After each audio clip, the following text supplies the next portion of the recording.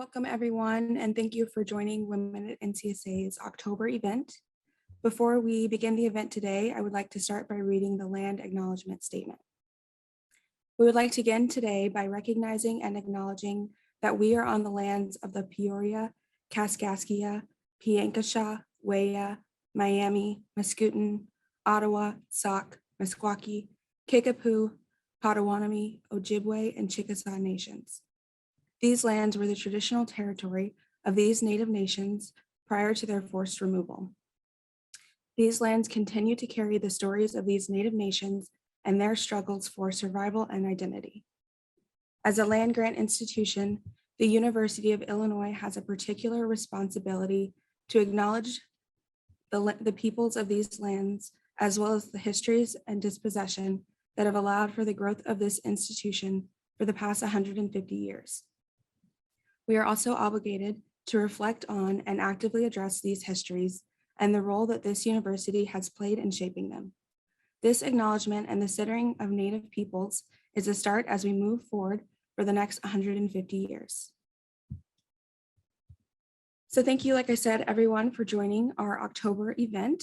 Women at NCSA provides professional development and networking opportunities for employees, affiliates, and students. Our objective is to create a more diverse and inclusive environment through outreach, talks, and events. Our monthly events are structured to drive conversations around our experiences as women in the workplace, develop professional skills, and to create and strengthen professional relationships. Women at NCSA hopes to empower women and provide a network of support within NCSA, the university, and the community. Today's event, How to Be an Ally, and our guest today is Candace Solomon Strutz. Candace is a collaborator, educator, and innovator. Her interests are promoting a culture of collaboration, inclusion, and innovation in higher education across functional areas. At the University of Illinois, she serves as the professional co-chair of the Black Faculty and Professionals Alliance, a racial justice ally facilitator, and on the leadership team for the Women in Technology Group. So welcome, Candace, and thank you for joining us today. Just a few things before Candace presents. This event is being recorded, so if you come up with questions, you can include those in the chat, and we will address those at the end. Jewel did a wonderful job with the introduction, but for the purposes of accessibility and for the audio recording, I'll go ahead and describe myself. So my name is Candace Solomon Strutz, and I identify as Black or African American, and I use she, her, hers pronouns. I would describe myself as a dark brown chocolate complexion, and currently I'm wearing a navy blue top with white stripes. Now, I've been living and breathing and doing allyship work for about 20 plus years. I'm so excited that we're finally engaging in these critical conversations. Personally, this is so important to me because I started off running a help desk in higher ed, and I had to support thousands of devices and endpoints and hundreds of people. And there weren't really an abundance of 20-some-year-old Black women that were in the technology field. So often I was the only one that looked like me in that field. So I experienced my fair share of microaggressions or odd looks, but when I was just really trying to do my job. But nonetheless, I didn't let any of that bring me down. I couldn't let other people define who I was. I knew that I was talented. I knew that I was hardworking and a charismatic person, and I was destined to succeed. So more importantly, I wanted to ensure that others that look like me when they came into the field of technology, that they would have a very inclusive environment. So that's why it's important to me. Please go ahead in the chat and share why you decided to attend today. And then I'll read out a couple, but really it's to get a feel for the room and get a sense of who joined us today and why you joined. So why did you choose to attend this session? Take a moment and share in the chat. I see that there's a few people that shared. One said that they represent as a Black woman in HR and they want to learn ways to be an ally. Another one wants to be typically an ally, educational technology field. As a leader, they want to have influence and behavior over others. So lots of good reasons. And I want to thank everybody for sharing in the chat. Thank you for making the choice to attend because I believe allyship is important for everyone. Allyship is not an identity, it is a lifelong process of building relationships based on trust, consistency, and accountability. So you're building all those with these marginalized individuals and or groups, and it's not self-defined. It's that work that we have to do continuously over and over and to be recognized for. One of the things that I think is important is that gender diversity can help us reach a very more diverse audience. There's that tagline at the University of Illinois where it says like altogether extraordinary, and that's a very important goal strategically, but it means so much more when we're allies because we can achieve a greater diversity of thought and innovation. And these aren't new, this isn't new information. You're probably already aware of this, but I wanted to talk about why it's so important that we need allies of all types, especially male allies. So women are doing better than ever as it seems like where education is concerned. And in a STEM or jobs in those fields, they're continuing to skyrocket. However, women still aren't necessarily always gravitating towards the tech field. And there are plenty of challenges and perceptions that have contributed to this. The graph that you see on the screen shows that the growth of women in IT leadership roles is still slow. So although there are more tech jobs and although there are more women in the working field, they're not necessarily rising to IT leadership positions. So we need to do more to change that, especially during this pandemic. It's been devastating to certain segments of the population, but it's really had a harsh effect on women in tech, women in all fields, because there have been a lot of increased childcare responsibilities, more burnout, a lot of different challenges. And so I think that hopefully you're on board with learning more about what it is it means to be an ally. So before I share like a formal definition and talk about the work that we need to do, I want to give credit to Mia McKenzie. She's a writer, an activist, and the founder of the website Black Girl Dangerous. The reason why I mentioned that ally isn't just a label that you can stamp upon yourself is you have to do the work. You have to really do it over and over again. And it starts in the small things, the large things is something you do every day. You can't just put on a sticker and say, yes, I finished my ally training, I'm done. You have to be showing up every day. So the definition that I like to use says an ally is one who is personally committed to dismantling oppression, and it's reflected in their willingness to educate themselves about the oppression. They're going to challenge their own prejudices and biases. They're going to learn and practice the skills of anti-oppression. And when time calls for it, they're going to interrupt if there are oppressive remarks, behaviors, policies, or the institution at large. So if you're on the sidelines still thinking in the thinking stage, you're not yet an ally. But the good thing is you showed up today, and I can give you tools for how you can get off the sidelines and try to exhibit those tools on a day-to-day basis. Then there's the term advocate, and I like to talk about both ally and advocate because you can be both. An advocate is that person who represents and works with a person or a group of people who need the support and encouragement to help exercise their rights, and in order to ensure that their rights are upheld. So I like to talk about ally and advocate because you can be both, but I also like to explain the difference between ally, advocate, and then there's the savior complex that some people might be aware of. So let's go ahead, and what I want to talk about is how can you be an ally and how can you not be that knight in shining armor. So there's a poem that Atticus, and apart from that poem, it says, she was looking for a knight. She wasn't looking for a knight. She was looking for a sword. So I try to remind people that being an ally isn't about charging in to save the day or make women feel okay that they can be in technology. It is about men, everyone showing their support and being a part of the solution. So, an ally really wants to implement systemic change rather than just fix a solution. So, they want to change the culture and not save the day. So, I try to remember that an ally fights your battles for you. No, a knight fights your battles for you, but an ally fights your battles with you. Let me give an example or two, and then I'll check to see if people have examples that they want to share. So, let's say you're in a meeting and you notice one of your female colleagues continuing to get interrupted in the meeting. So, a knight would think, would say, I think Patricia had a great idea, and then summarize the idea and share it on Patricia's behalf. An ally would say, let's get back to Patricia's idea, and then let Patricia share their idea in their own words.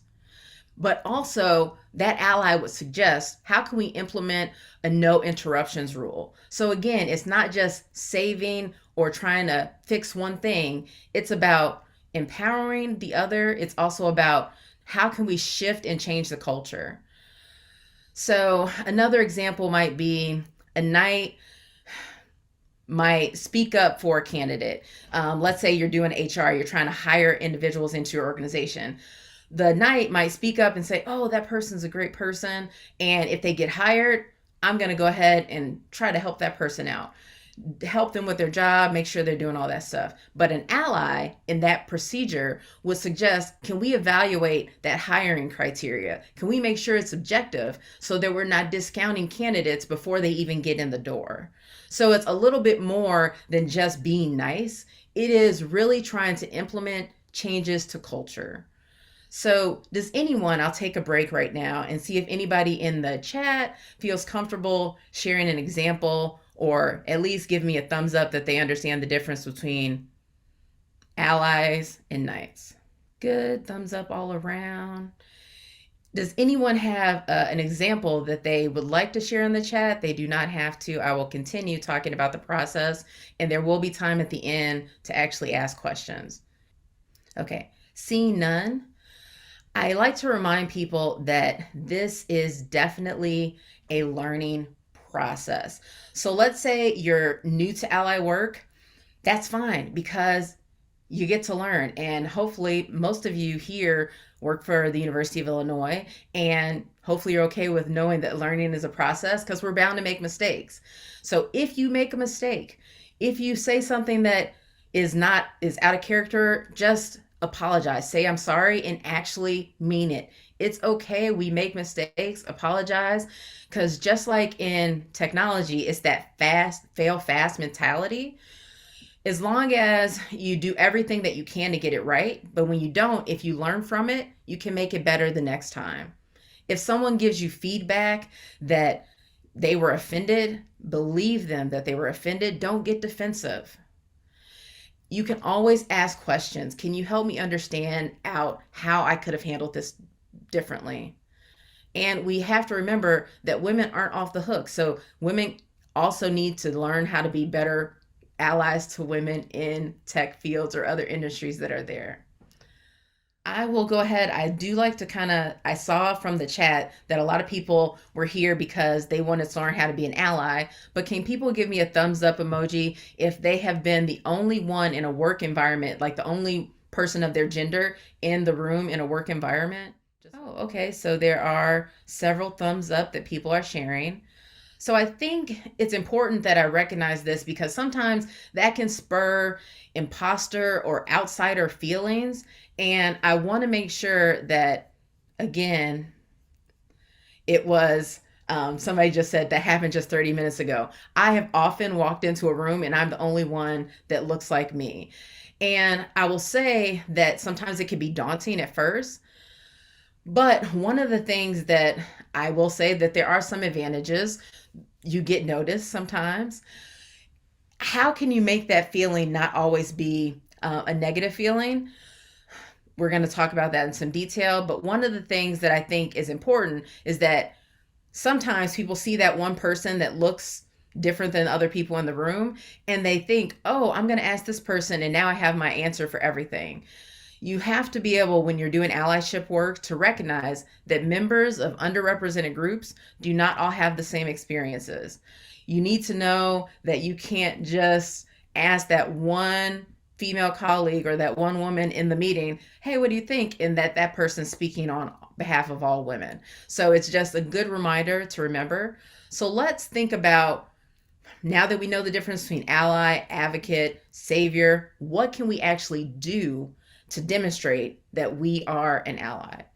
So the first thing seems simple, but we can listen. And I mean, really listen and accept feedback. If a female colleague happens to drop a casual comment about difficulties that she's faced, mention that you're interested in understanding what she experienced. Also, you want to listen without getting defensive. You don't want to explain away behaviors of other people in the meeting. Just listen. Be empathetic. Also, listen if she says she doesn't feel comfortable talking about it. There could be power dynamics at play. Maybe the colleague doesn't feel comfortable sharing because the trust hasn't been established. There can be lots of reasons why, but your job is to listen, try to become a confidant, empathize, and then validate their experiences. Some of the phrases that I like to use if I'm listening as an ally is, I believe you. I recognize that I have work to do. These are terms that you can use when you're listening and not getting defensive. So again, think about how can we actively listen and accept the feedback that we're hearing from our colleagues at work. The next thing they can do is ask. I will say Miss Frizzle is like one of my idolized teachers, and there's a quote that she says, take chances, make mistakes, get messy. So Miss Frizzle from the Magic School Bus, for those that aren't aware. And one of the things that I think some people are hesitant to do is ask questions. And it might feel awkward. You're like, how do I ask this question? However, if you have built up trust and relationships with certain colleagues and individuals, there's a great way to start the conversation. You can say, I attended a fabulous, fantastic talk about how to be an ally, and I had a question about your experiences based on this. Or I noticed, I read this article. These are ways that you can start off the conversation, but you need to ask how you can help women in technology. And the best way to do that is ask women in technology how you can help. So don't be afraid, listen, ask. Another thing we can do is educate yourself. So I will say, join webinars. You came today, read articles. I'll share a list of resources that women at NCSA can also share later. But you need to, in order to be an ally or be an advocate, you have to be able to understand what kind of things have happened with gender, how there's sexism, how harassment, how things have been excluded. You need to be familiar with the situation. And you don't want to have the ally always having to teach everything to you. So it's really great if you can educate yourself. Actively, are you checking your unconscious bias? Are you checking what privilege you have when you're in a certain profession? All of these things are things you can do if you want to do that ally work. How can you set aside time to inform yourself and be better informed before reaching out to that person and asking the question? Great, do all that work. And if you still have questions, schedule a time to meet with that person and talk about them in more detail. One of the other things you can do is remember that not all women want to be an advocate for diversity.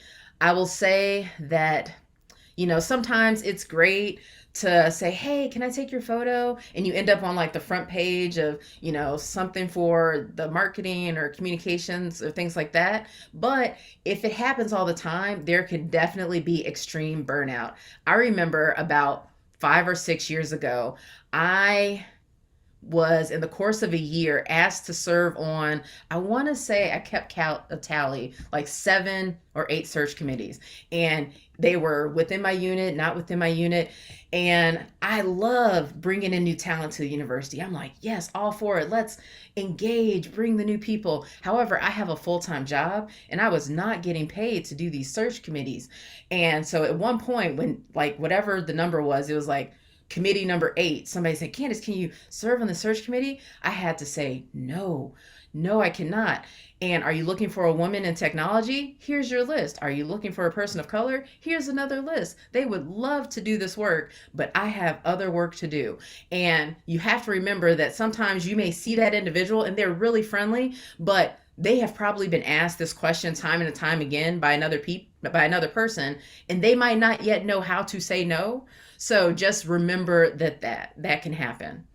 Also, they might have had a negative experience from working with diversity efforts in the past. Maybe they felt tokenized, maybe something else happened. But again, these are things that you can think about and remember. Also, the thing that I didn't mention, the last bullet on the slide says they can be concerned about, were they in this role for their own merits, or wasn't in this role because you needed to see a female face. So again, think about all these things when you're doing allyship work. We want to make sure we have that diversity of thought, but we also want to make sure that we reach out to more than just the same person that we see all the time, because there are multiple people that are willing to step up and take the reins. I believe it was, I say a lot of quotes and sometimes I don't know who they are, but I believe it was Martin Luther King Jr. And he said, in the end, we will remember not the words of our enemies, but the silence of our friends. And I think the most important thing an ally can do is speak up. So I usually tell people to find other people like-minded. Maybe it's the people on this call, and it doesn't have to be formal, but get them involved so you can build a community of allies. It can be male allies, it could be anyone that is like-minded, and get them involved so that you can notice, let's say there's no women in a meeting, or let's say you're having a conference. Yes, we've got people here that do conference organization, and you notice the whole panel and you don't see a woman, you don't see a person of color, you don't see enough diversity on that. Notice it and point it out, because that is doing the ally work. And then say, hey, perhaps we should look at, inviting some additional speakers so that we can have full conversation involving all these other individuals. So that's a great example of, you're serving on this committee, you're giving your feedback, but how can you reach out to make sure that it's truly diverse, so that it's truly representative and including all those voices? How can it be all inclusive? You can also talk to your supervisor, talk to management, talk to human resources, talk to anybody that will listen about why diversity is important and how it's good for the organization. You want to make sure that it's not performative and just saying it to say it. You want to actually walk the walk. So once you've talked to HR, follow up. What have we been doing? Maybe they'll have a quarterly report of how they're doing great or how the organization is working towards that, because it shouldn't be a tack or an add-on to what the organization is doing, but it should always be embedded in that work. If you see non-inclusive behavior, whether it be a joke or an offside remark, point it out. Even if there are no women or no person that you think could be offended by that, it is important that you educate those in the space at the time that that is not appropriate. And how can you speak up? And how can you call yourself ally if you won't speak up in the times where you can? Because I will say that sometimes, if there's a person that is offended by that comment and they don't hear you speak up, they are, I wouldn't even say judging, but they understand who they can trust based on who spoke up for them when they needed help the most. So when they felt like they were on the outside and they noticed you didn't say anything, they might not have mentioned, oh man, I wish you said something, but they noticed that you didn't say anything. So think about, how can we do this work? How can we step up? How can we help? So I already talked about listening, asking questions, remembering to educate yourself. but going above and beyond being friendly. But I wanted to spend a little bit more time about really kind of getting to know the people that you're working with and trying to understand their experiences. So I know I know from experience that we gravitate to people that are similar to us and similar to our experiences. And sometimes it's not comfortable to go over to someone that you don't think you have any commonality with. But you would be amazed of how much commonality you can find with people that have different cultures, different genders, all of these things. And once you have that commonality, it makes the playing field much easier to build that trust, to have that confidant. So reach out, see if they love soccer, see if they enjoy gardening, whatever it is, find that connection so that you can then build a deeper connection and understand their experiences. I mentioned another way that you can help, which is being a mentor. You can mentor individuals, bring them up along the field. There are multiple proteges that need the help, but you can also be a sponsor. And so the reason I mentioned being a sponsor, it involves really supporting someone based on their potential. It does require putting some social capital on the line, and it can be a risk because you don't necessarily know all the things that that person has done when you're a sponsor. You just see the potential there. But you're introducing them to key players in your professional network. You're opening them to an even broader set of opportunities. And if you have that expertise, if you have that access to these higher individuals, who can you see along the line in your organization or outside your organization that you can be a sponsor for? Because maybe you don't have the time to commit to a continuous mentor relationship, but perhaps you can open the door so that they have the opportunity to meet and expand their network. But overall, the one thing that I really want people to focus on is how can you set specific goals for yourself? So think about today. You came to this presentation, check, that's good. What can you do next week? What can you do next month? What can you do for the remainder of the year so that you are treating ally work as your normal day-to-day work?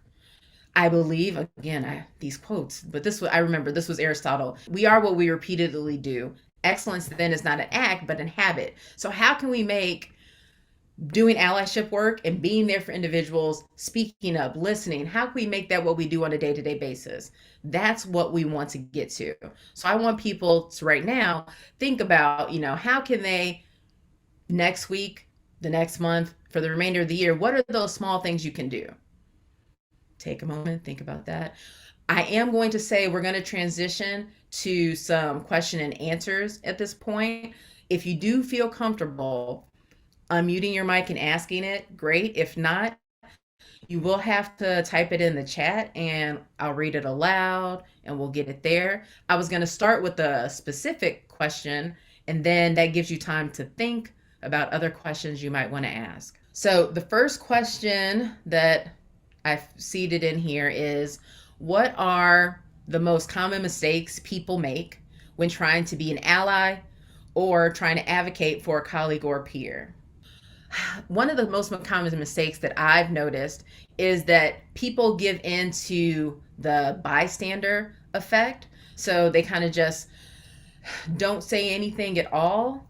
And I will say that that can be more harmful than other things that I've noticed. So they're just like, oh, I just won't say anything. And so they're like, I want to do this work, but I'm not sure when can I do the work? How can I stand up? How can I share anything? And so that's a common mistake that people make, because it's okay. If you make that mistake, apologize and then learn from it and move forward.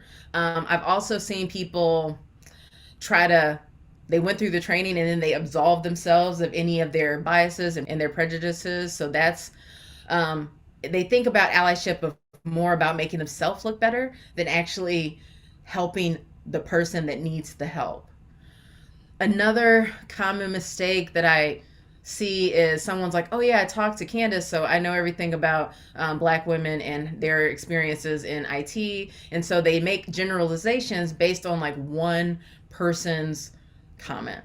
So those are some of the common mistakes that I usually encounter. So I'm going to open up the floor again. Earlier, you suggested calling out inappropriate comments when they occur. Many times, these situations happen in large groups and can potentially result in you being called inappropriate for pointing it out. Do you have any suggestions for how to navigate that?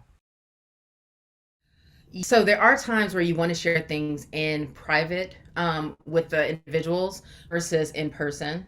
But one of the first things that I will say is if it's a tense situation or it's a situation that can be not handled in that larger group, I think about the four D's in bystander intervention. And I'm not sure who's familiar with those four D's, but it's like distract, direct, delegate, and delay. And so one of the things that if you're in a situation, and it depends on the situation, but let's just say it's very tense and that person feels like it's getting to like a threatening or a harassment type area. um, I usually try to, distract. How can I gain some time and interrupt and de-escalate and ask for time versus just stepping in and saying, I'm gonna advocate on behalf of this person, because I need to do a good check-in with the person that might be in the having the issue to get eye contact. Like, would you like me to step in and help, or would you like me to escalate this? Would you like me to delay this or other things? And so depending on that relationship with the individual, depending on the person, sometimes you do need to get a check-in from the sense of the room, but also the sense of the other individual. Most people are in an area where they know their colleagues. It's a work environment. It's not going to get so tense that you don't think you can speak up for yourself. But if you feel you can't, having that eye contact, having another ally in the room, somebody else you trust and you can confide in to speak up on your behalf is important. So if you give me a specific example, I can share if that would be great to say in person or wait for the other group. But hopefully you kind of get the gist of that. Some things you can share in the room and get a read from the room and the person, and other things you want to handle privately so that the person is not embarrassed or maybe they didn't want you to step in or help out at all. Nothing specific in mind, but more generalized comments. For example, an inappropriate joke that might be shared because they didn't think about the audience or impact. So many of our conversations aren't in person. It's hard to see and read people when you're in all of these virtual meetings, too. Yeah, so I will say that if it is a joke, you can always share. And again, you can say, I didn't find that funny, and share your own personal opinion, especially if it's a joke, even if it's a larger meeting and they're able to unmute. If someone gives a joke and you're muted and it's like they're giving a presentation, you didn't appreciate it, still be timely and give your feedback that the joke that you shared during our presentation that was recorded, I didn't appreciate it. I was offended. This is how it could have been, taken by a different audience. Especially if it's a joke, I say be timely with it. If even if you can't interrupt in the middle of the joke telling, still be timely when you give that feedback. As we try to increase representation in STEM careers while also staying mindful of search committee burnout, we're faced with a dilemma. Tech fields are white male dominated, so when we're putting together search committees, we find ourselves approaching the same folks because we want diverse perspectives. We need different points of view, ideas, and opinions, but how should we move forward if we're lacking representation in our search committees? Do we continue to ask our limited list of folks to participate and leave it up to them to accept or decline over and over again? What do you suggest? So I would suggest the fact that you're aware is already half the battle. Some people aren't even aware that they're just tasking the same people. Some people aren't aware that they're asking that there's not that representation in the room. So that's already part of it.